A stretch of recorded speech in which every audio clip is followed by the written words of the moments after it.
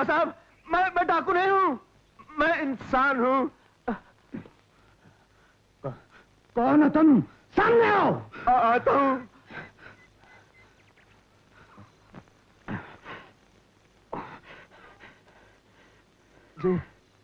जी क्या? कौन तुम? मैं साहब, आपके तो छाती में गोली लग गई है। हाँ, मगर बच जाऊंगा। आप जरूर बच जाएंगे, पर साहब आपके सारे आदमी मारे गए। कमीने बुज़दिल, मैंने सोचा भी नहीं था कि इस तरह अचानक भरत हम पर हमला कर देगा। भरत? साहब, ये भरत डाकू था? हाल ही में हमें पता चला कि वो इस इलाके के किसी जंगल में छुपा हुआ है। दीनापुर के आसपास के कई गांव में उसने अपना राज कायम कर रखा है। हम वहां पुलिस चौकी बनाने जा रहे थे ताकि उस कमीने भरत और उसके गिरोह का नामो निशान मिटा सकें, मगर हमारी बात नहीं सुनी। हाँ साहब, ट्रक में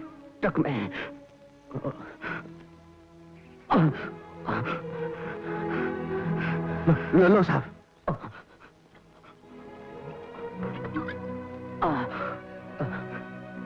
देखो, इस हालत में मैं ट्रक नहीं चला सकता। तुम यहाँ किसी ड्राइवर का इंतजाम कर सकते हो? ड्राइवर साहब, मैं ड्राइवर हूँ, मैं ट्रक चला लूंगा। अच्छा, लगता है इस जंगल में तुम मेरे लिए फरिश्ता बनकर आए हो। तो तुम यहाँ आसपास के गांव में रहते हो? नहीं साहब, मैं भी यही प्रतिज्ञा करके निकला हूँ कि भरत डाकू का खून पी के रहूंगा।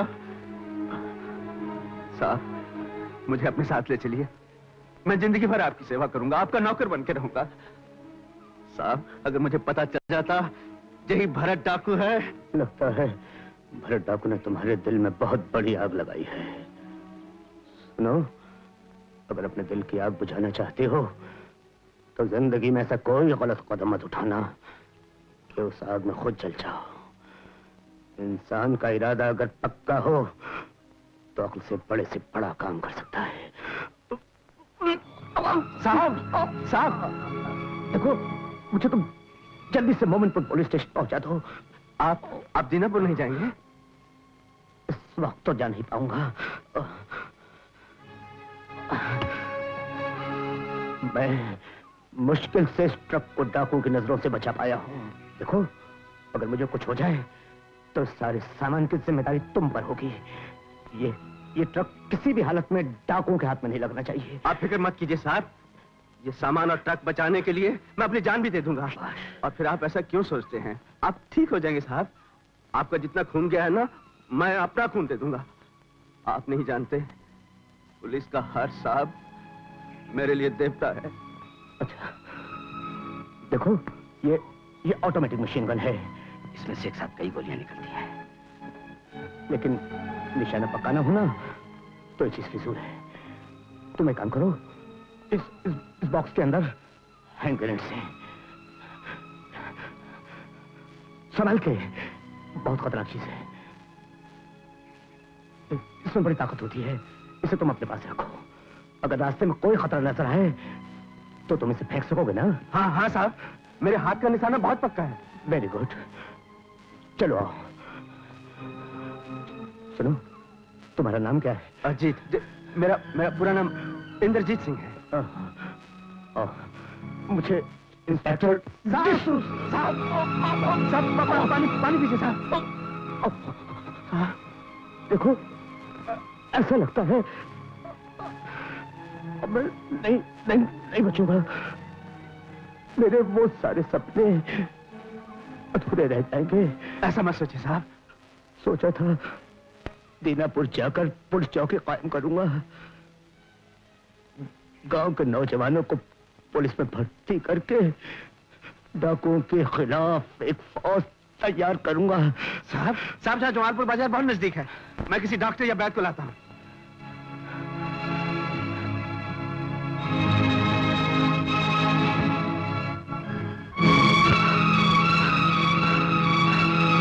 ये डॉक्टर साहब है? डॉक्टर बाबू शहर गए हैं दवा लेने को, 2-3 दिन में लौट आए। इस गांव में कोई बैद नहीं है? नहीं भैया, और तो कोई नहीं।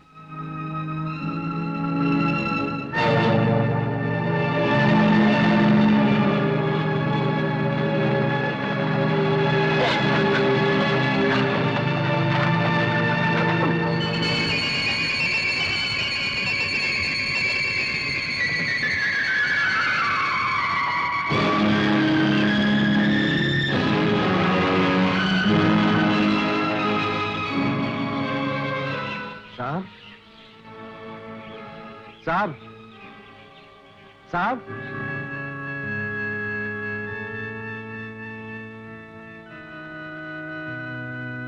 साहब, मैं जो कुछ भी करने जा रहा हूं उसके लिए मुझे माफ कर देना।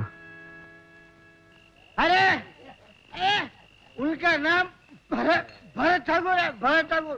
पुलिस को मार मार के भुर्जी बना देगा, भुर्ता भुर्जी। लाओ और लाओ पुलिस। सारा सीना तार के गांव के अंदर से पुलिस की लाशें घसीट के ले गए, ये देता है। समझा समझा है, समझा क्या? हाँ चलो खाता। अच्छा भाई हम चलते हैं।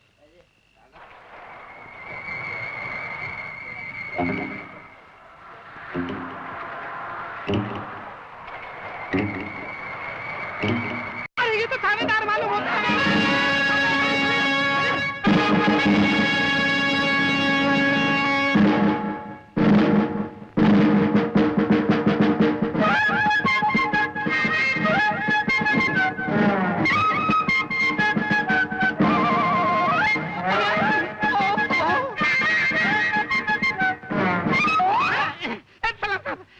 नमस्कार सरकार।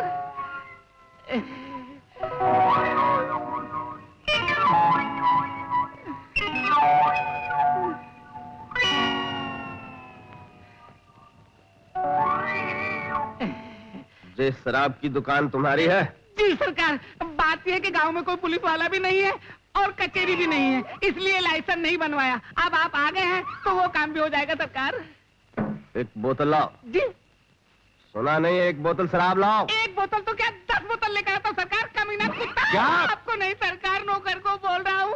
अबे खाना कहाँ मर गया?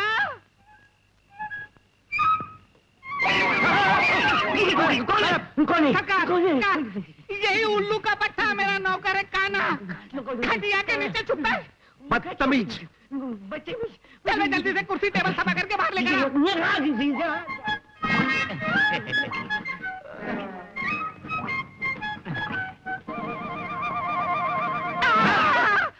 वो खटिया पे कुर्सी आ रही है सरकार।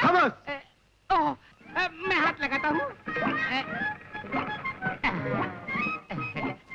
बैठिए, जल्दी ला जल्दी ला।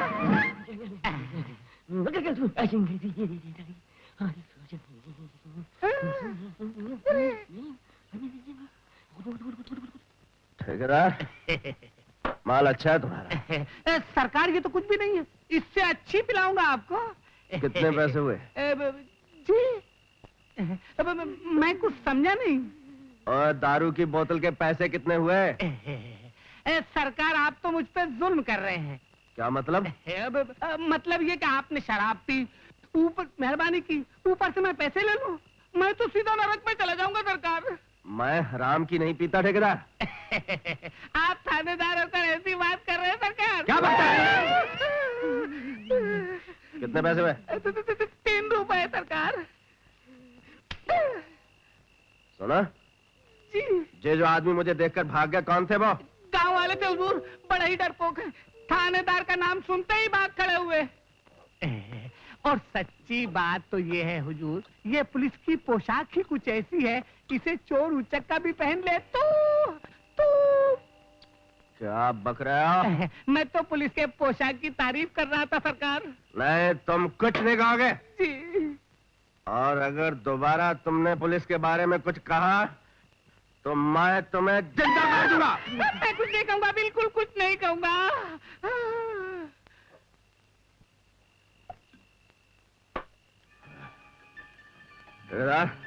जी, जिस साला भरत डाकू इस गांव में कहाँ रहता है? आप भरत ठाकुर के बारे में पूछ रहे हैं हुजूर? हाँ, मैं उसी के बारे में पूछ रहा हूँ। वो गांव में नहीं रहता हुजूर, और जंगल में भी कहाँ रहता है वहाँ के चरिंदे परिंदों को भी मालूम नहीं, तो हम गांव वाले क्या जाने हुजूर। और सच्ची बात तो ये हुजूर कि हम गांव वाले डर के मारे रात बिरात उसका नाम तक नहीं। साला बुजदिल। हुजूर, हुजूर माई बाप है, ठेकेदार। हुजूर माई बाप है, जो चाहे कह ले हुजूर, लेकिन जान सबको प्यारी है तो हुजूर। अब देखिए ना, आप ही के तमाम आदमियों को मार डाला, ये तो भगवान की दया थी कि आप बच गए हुजूर। जानता है क्यों? इसलिए कि उस कुत्ते का आखिरी टेम आ गया है। मैंने इस गांव में इसलिए कदम रखा है कि मुझे उसके खून से नहाना है। मैं उसके खानदान के खून की एक बूंद भी इस जमीन पर नहीं छोड़ूंगा। बड़ा ही नेक ख्याल है हुजूर। अगर आपका इरादा पक्का ही है तो सबसे पहले वो चुड़ैल राधा को सीधा कीजिए। राधा? भरत ठाकुर की भतीजी है, जवान, खूबसूरत, अपनी खूबसूरती के घमंड में जमीन पर पांव तक नहीं रखती सरकार।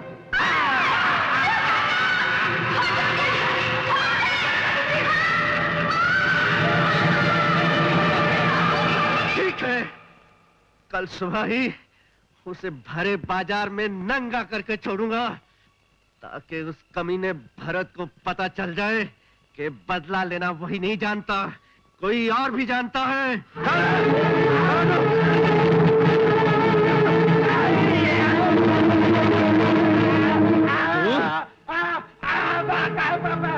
तेरी तो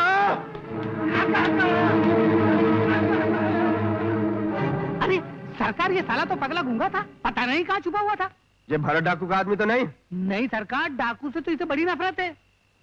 समझ गया, राधा के खिलाफ आपने कुछ कहा था ना, उसी बात पर इसने गुस्से में आकर आप पर हमला कर दिया। सरकार, ये राधा का बड़ा प्यारा आदमी है, उसी का दिया हुआ खाता है। ये राधा वो लड़की तो नहीं जो किसी को भूखा देखे तो खाना खिलाती है और इंसानियत की बातें करती है? हाँ सरकार, वही लड़की है। पर वो तो डाकुओं से बहुत चिढ़ती है। ये भी ठीक है सरकार, इसी बात पर तो वो गांव वालों से नहीं, अपने बाप के बड़े भाई भरत ठाकुर से भी नफरत करती है। क्यों? इसलिए कि उसका बाप लक्ष्मण ठाकुर अपने खानदान का लंका भेदी विभीषण था। हुजूर, अपने गांव की पाठशाला में पंडिताई करता था और कमीना जब तक जिंदा रहा मुझे शराब की दुकान नहीं खोलने दी सरकार। और इतना घमंडी था कि मरते टाइम अपनी बेटी से कह गया, चाहे भूखे मरना पड़े लेकिन अपने ताया और भाई की दी हुई मत खाना। अगर ये सब बातें सच हैं तो फिर तुमने मुझे उस लड़की के खिलाफ क्यों भड़काया? सरकार, आप ही ने तो कहा था कि भरत ठाकुर के खानदान की तुम किसी गंदी नाड़ी के गंदे कीड़े हो। तुम अपनी दुश्मनी निकालने के लिए उस लड़की को मेरे हाथों बेइज्जत करवाना चाहते थे। क्या करते? 32.5 निकाल के हाथ में दे दूंगा।